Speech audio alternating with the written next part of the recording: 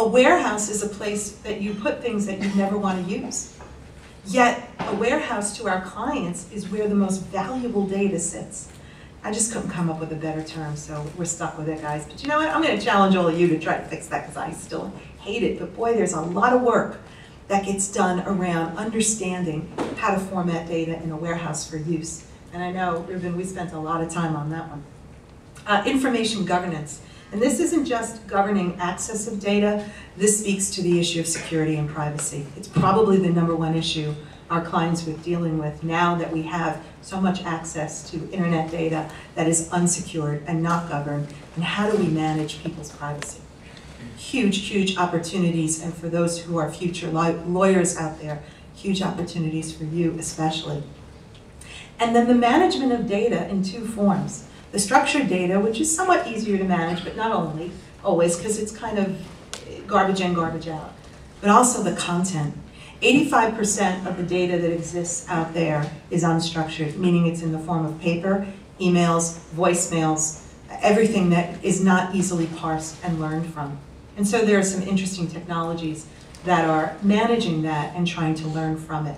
And these are all phenomenal areas in and of themselves. You could build a career, and learning all of them gives you a true appreciation of the big data problem that we're trying to solve. I always think it's important that you hear from our clients instead of me. So I picked a couple of examples.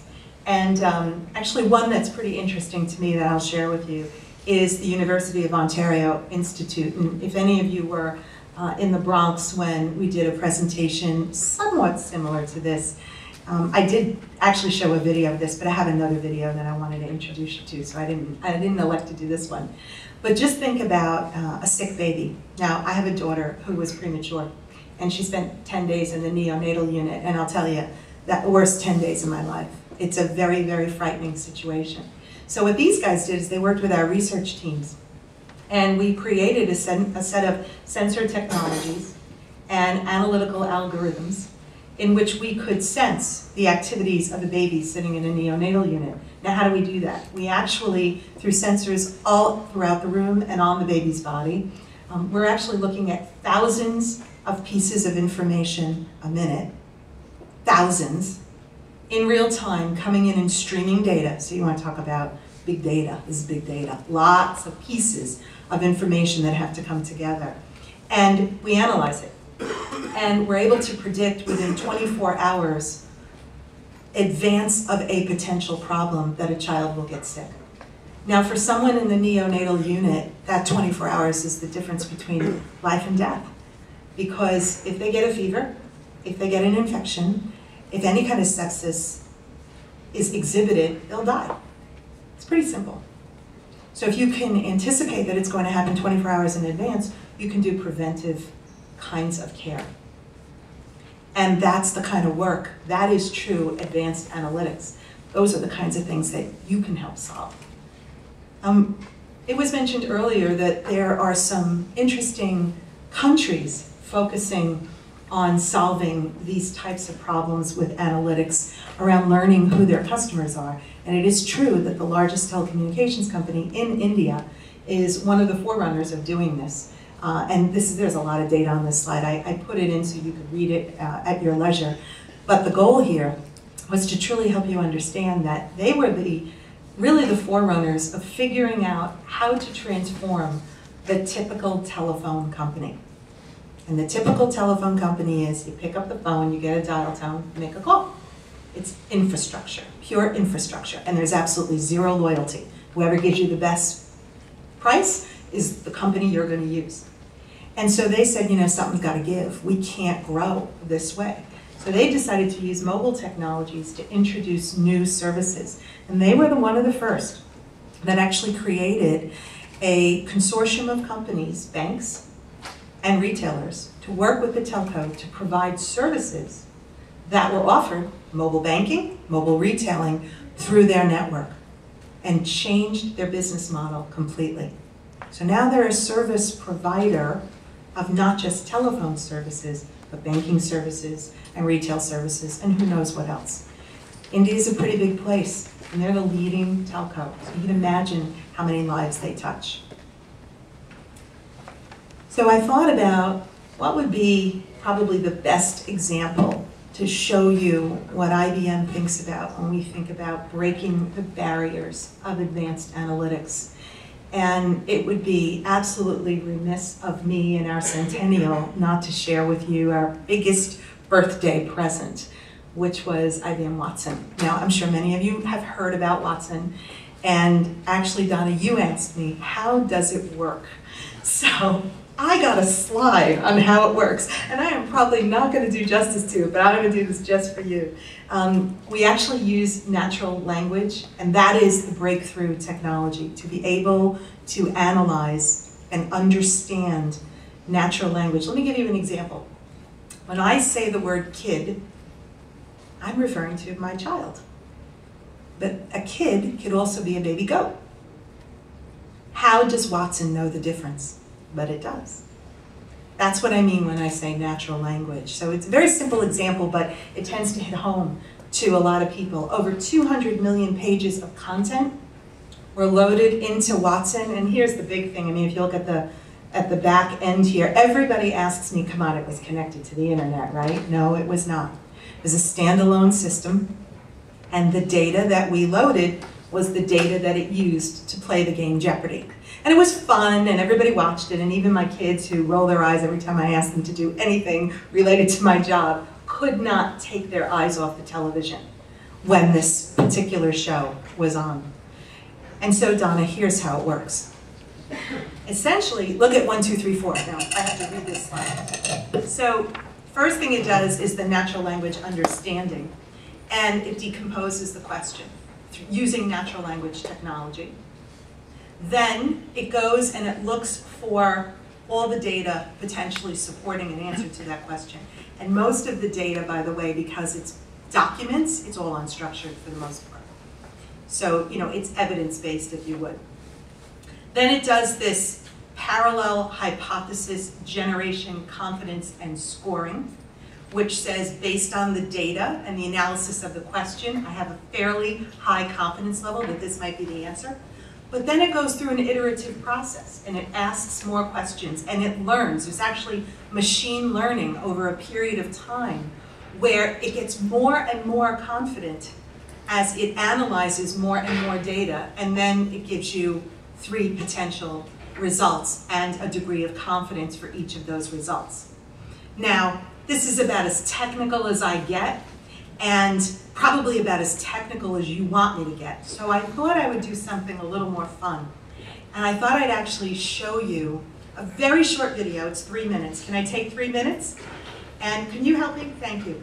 And this video will absolutely wow you, because it is a real example of how Watson is going to be used potentially in healthcare.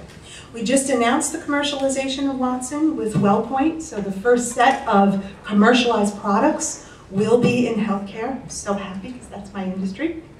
And we're going to be focusing on a couple of things, but one of the primary areas we'll most likely be focusing on is how to better treat patients, so that we actually look at treatment protocols and figure out what best works. So why don't you just take a listen to this.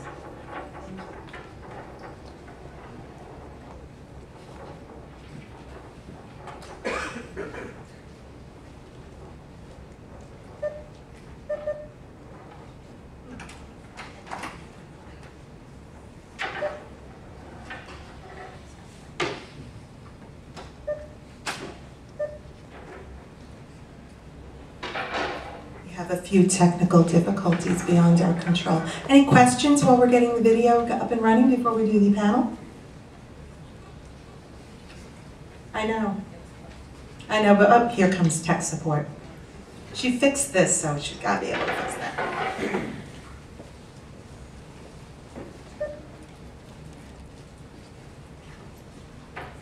You don't feel any pressure, do you?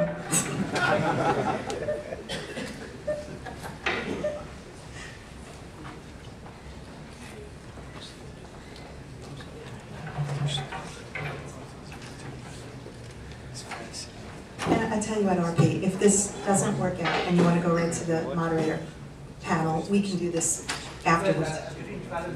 Yeah. Yeah, that's fine. It's just absolutely worth seeing. Let's see if they can.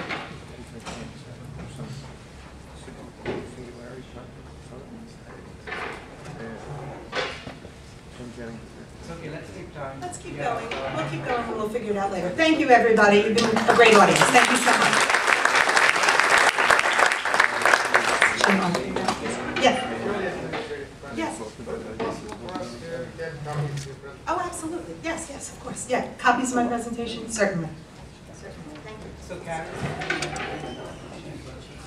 Oh, sure, sure, sure. So I have the distinct honor of introducing a really good friend. This is Chief Ruben Beltran of the New York City Police Department. And we met, he's not going to believe this, but we met probably about 8 years ago when we first started embarking on just a wonderful opportunity to really change the way we perform police work in New York City. And you can absolutely see it in the results of our crime statistics, but not to mention just the sheer amount of information that they look at on a daily basis to help keep us safe. So he is absolutely best fit to tell you this phenomenal story, and it's a great pleasure for me to introduce and welcome Chief Beltran.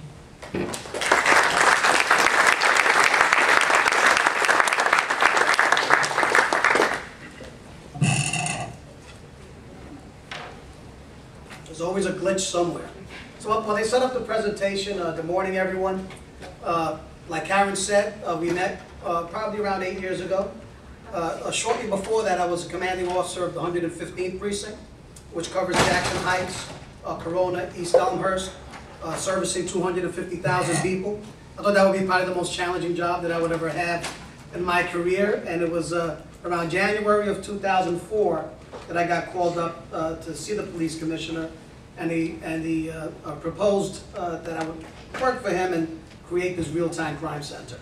So I didn't know what that would entail. I didn't know what his vision was at that time. I thought now during the interview process would be a great time to try to find that out. Obviously, he's very pressed for time, so it really took me probably a few months after I started, March of that year, in interviewing him, his executive staff, and try to figure out what did they need about a real-time crime center. Because I had ideas in my head, but I didn't want to build my real-time crime center. I wanted to build the real-time crime center that Commissioner Kelly was envisioning.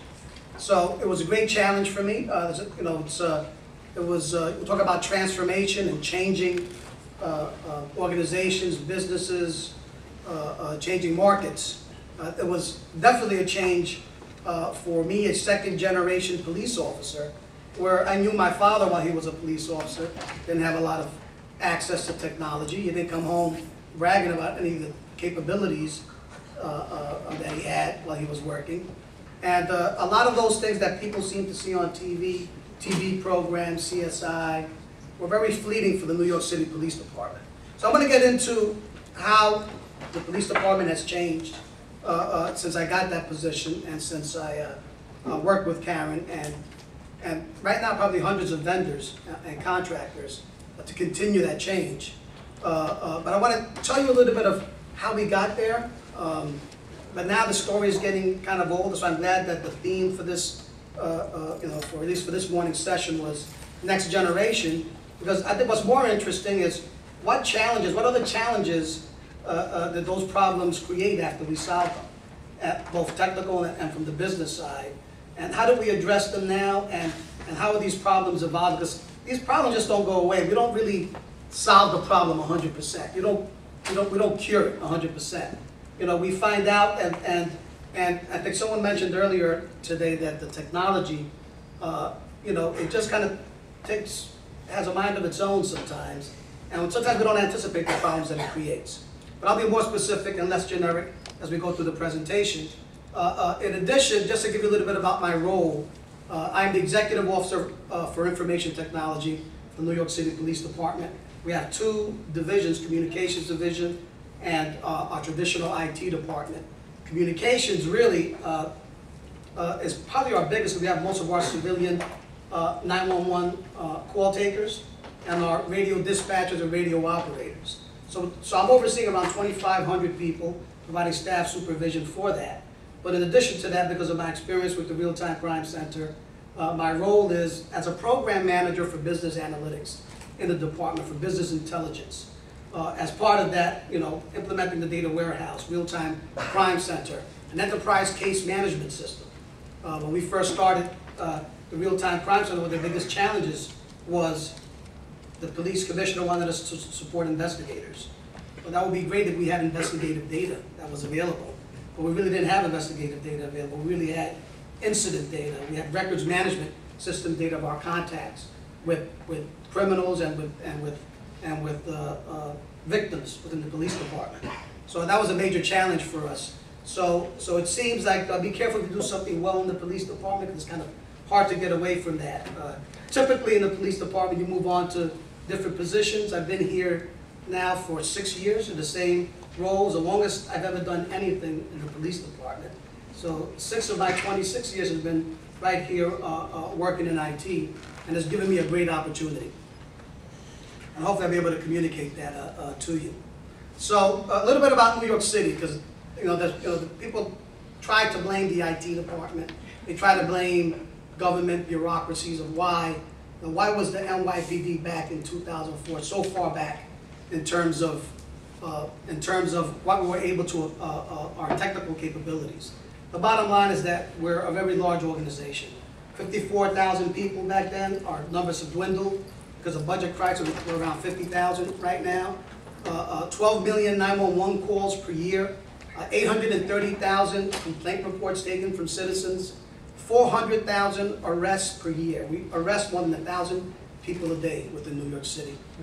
300,000 cases that require investigation across our investigative units, and 7,000 NYPD detectives, and only 64 real-time crime center command personnel. So any project that you do in the police department, and I think the typical approach, I think in all city government and state government, federal governments, was to develop these big projects, these big ideas that would take years to implement. And technology just changes so fast. The staffing at these agencies also changes just as fast. Really creating a lot of risk and ending up with a usable product by the time the project was completed. So I was more of a complainer before I kind of came into this this new area of the business for the NYPD, but now I had an opportunity to kind of change and make a difference from what I was complaining about prior to that. So just I want to give you a little bit about the beginning, because this is how bad it was. These documents I'm about to show you, they're actually documents that I received from the chief of detectives. Had a chief Resnick, who if you ever committed a crime, you do not want this guy after you, because he knows every investigative step, every investigative resource that can be used to identify you, to apprehend you, and to also make sure that he convicts you in court. So I figured this guy's the best guy on the job in terms of knowing the business. Let's go to him and identify, how can we help support investigators in completing their objective, which is those three things: identify the perpetrator, the hunt, apprehend the perpetrator, and number three, make sure that we can prosecute him effectively. And he came up with this list that every investigator was using at that time.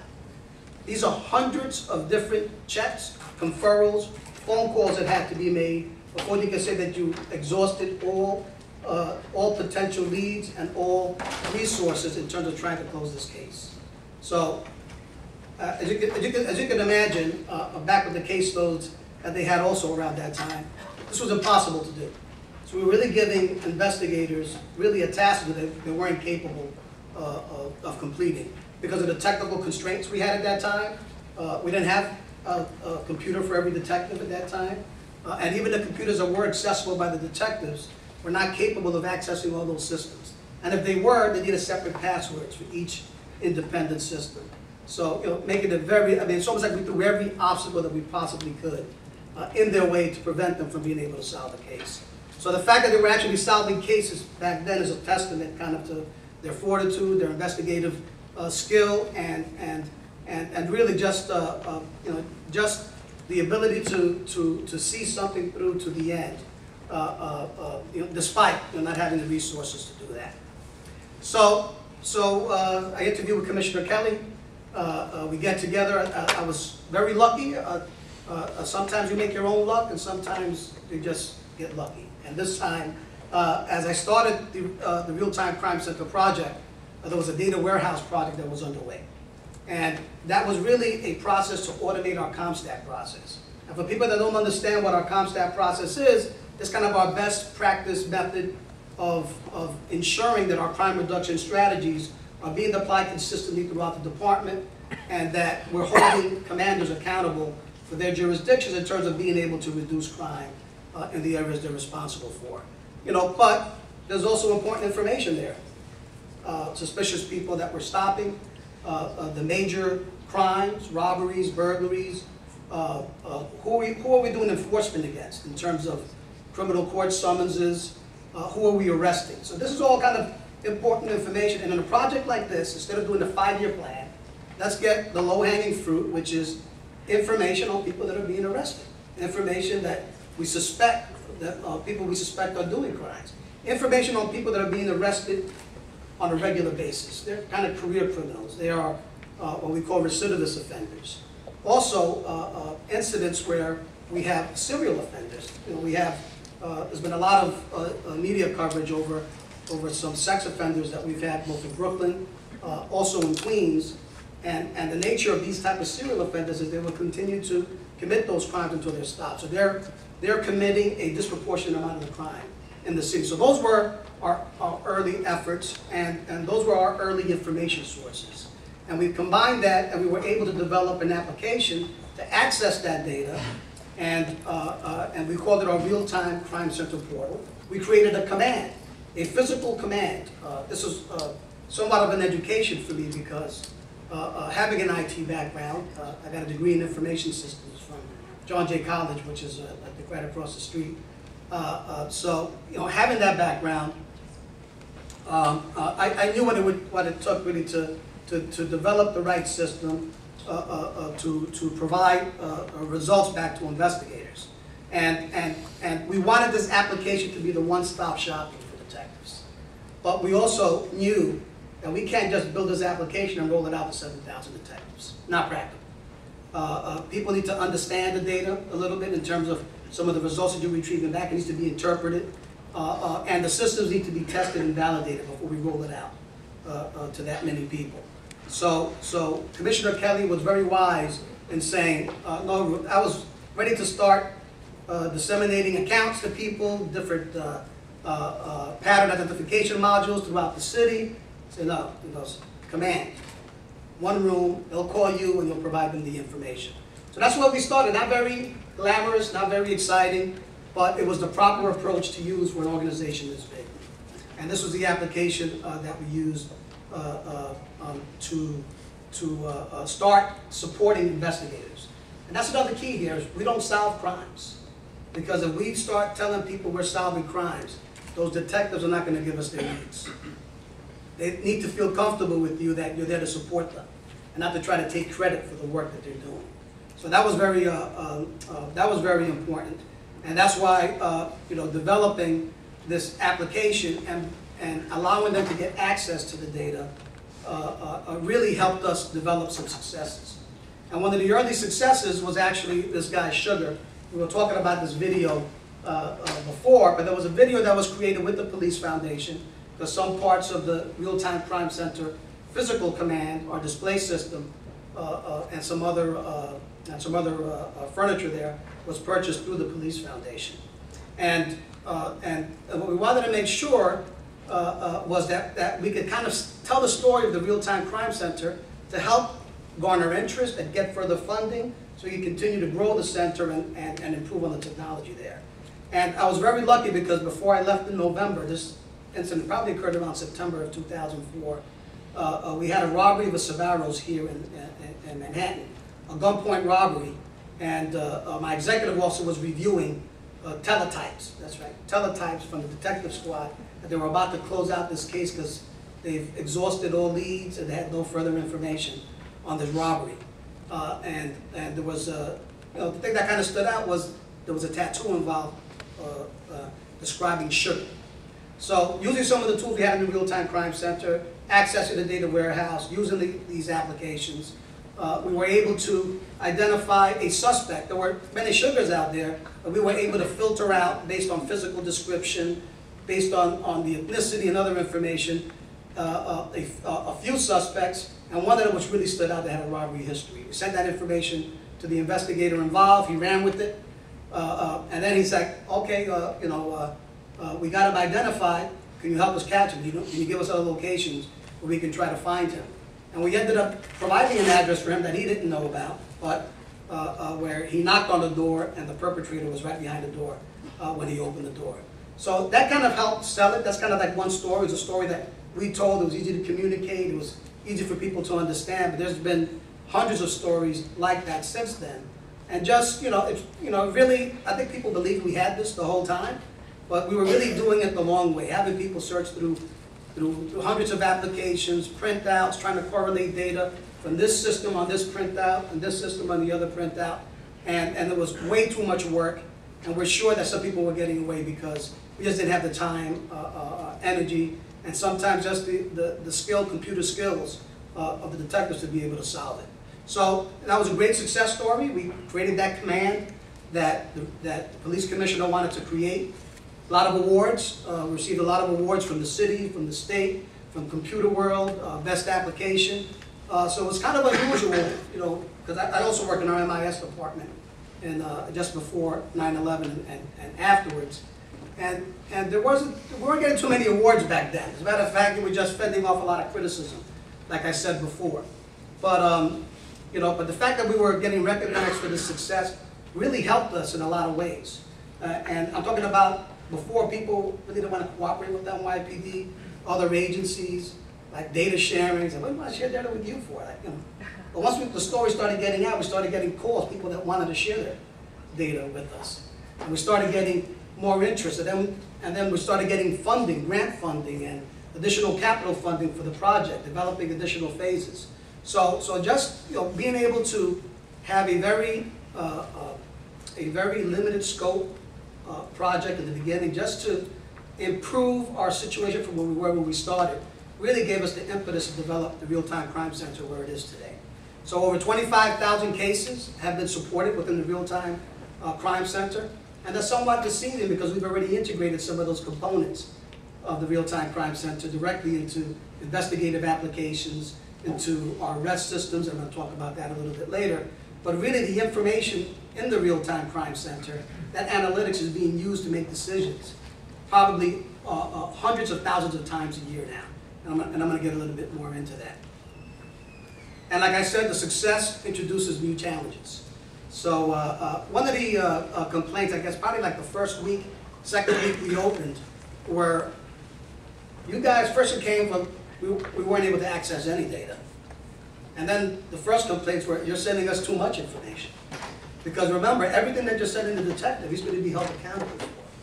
So everything that, if you're sending him a report that's 200 pages, he's not responsible for reviewing that and making sure that he's followed those leads, or he's eliminated them as a possible lead, as a dead end. So that became a problem right off the bat. We were able to, and also we were faxing. We didn't have a mobile capability to send this information to them at the scene.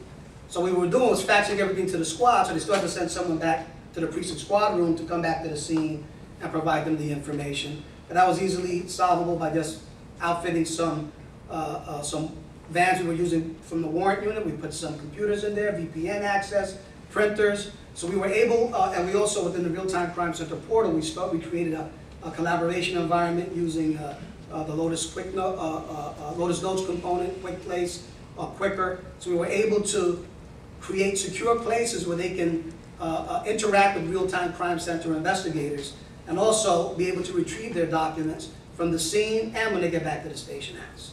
So that was pretty easy to solve. But there were other problems that were more difficult, and some of them included just the amount, the volume, the abundance of information, of data. The information overload problem was still an issue. It's like, what information, you're sending me so much information, I don't know how to discern what's the most important information I should be looking at first. Also, query processing and system performance. We did this incrementally. So what happens after phase 2, phase 3, we're up to 25 data sources. The queries that used to take 10, 15 seconds are now taking a minute, 2 minutes, 3 minutes. So that was a challenge for us. Also, people wanted to see the information in different ways within the organization. So investigators wanted to see it one way. Executives wanted to have a different view of that data so they can make decisions. So the other challenge was, how do we make the reporting, the access to this data more flexible so that way different levels of users can access it and benefit from it. And we're going to tell you how we solve some of those problems. So like I said before, we started off with probably around 8, 9 data sources when we first started operations. But right afterwards, we started loading historical data, arrests back to 1982, complaints back to 1995, Department of Finance parking tickets. Back, we got 5 years worth there's a lot of parking tickets in New York City. And the value of getting that, by the way, is that we get it back from the Department of Finance after they've retrieved the registered owner information from Department of Motor Vehicles. And it's like, well, why does NYPD care that much about parking tickets? The Son of Sam case, back in the 70s was solved because of a parking ticket that Son of Sam received, that the Berkowitz received when he was committing one of the crimes. And it's something that every single time there's a major crime, we have officers going around taking plates of vehicles in the vicinity because that's a common investigative technique that's borne fruit in the past. So that was very important. So what ends up happening is we have a lot more new data. We have a lot more queries going against the data. In addition to that, we also have data being loaded in real time, and we have queries going against the same data repository in real time. So creates a lot of issues for us in terms of how can we keep the performance, how can we establish a better data architecture to support scaling the system out the way we plan to do that. So data architecture, consolidating that data was a big part of that. IBM did the first data warehouse. We had a different integrator that developed the real-time crime center data marts and applications.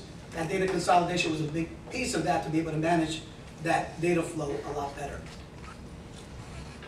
So just being able to solve the problem of the abundance of information,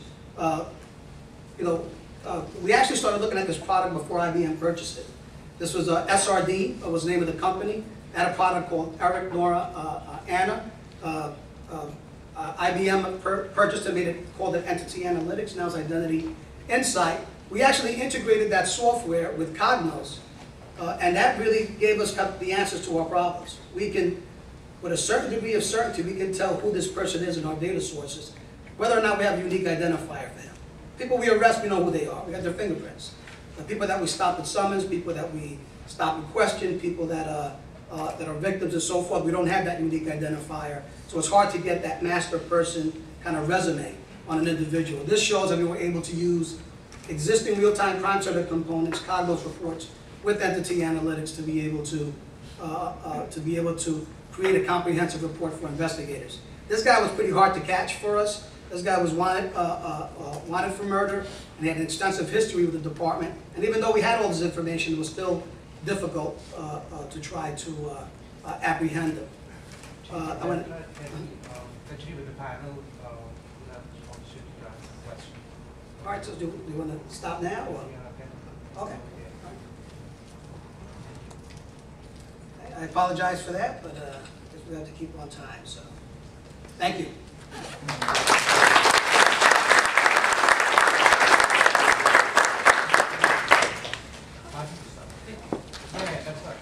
Oh, okay, okay. I thought I was getting, I heard the Oscar music. So just in terms of summary, this is how we solved some of the challenges that we had. Some of the things we're looking forward to now are some of the new analytical tools. Karen mentioned before about all the new technology that's out there now.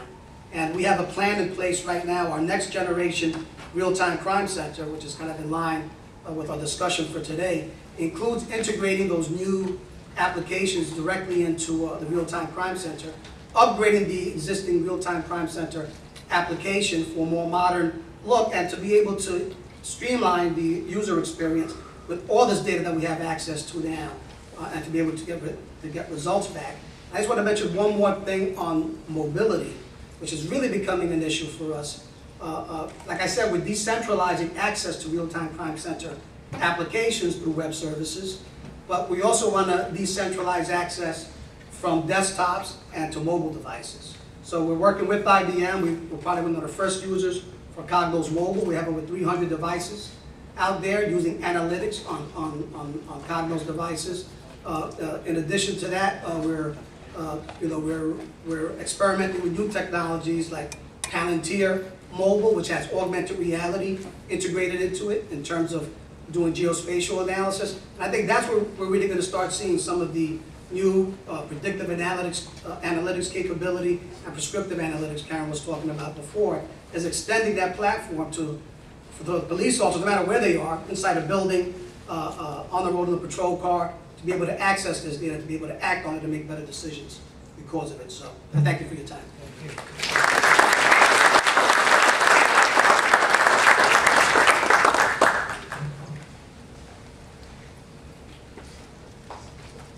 Okay, looks like I'm doing speaker introduction today. So I guess because it's my industries. So the next speaker I'd like to introduce, and thank you, Ruben, by the way, that was incredible. I'm sure you guys have a million questions, but he'll be on the panel, so you'll be able to ask him questions then. The next speaker is Walter Grzeski. Now, Walter is actually a senior vice president of sales and alliances for a company called SmartRoom, which is a joint venture. It's very interesting. It's a venture that was created between UPMC, IBM, and then the SmartRoom group to create a technology that will truly advance how we perform healthcare in a hospital setting. And Walter will come up and explain to you what we're doing, but it is absolutely, yet again, another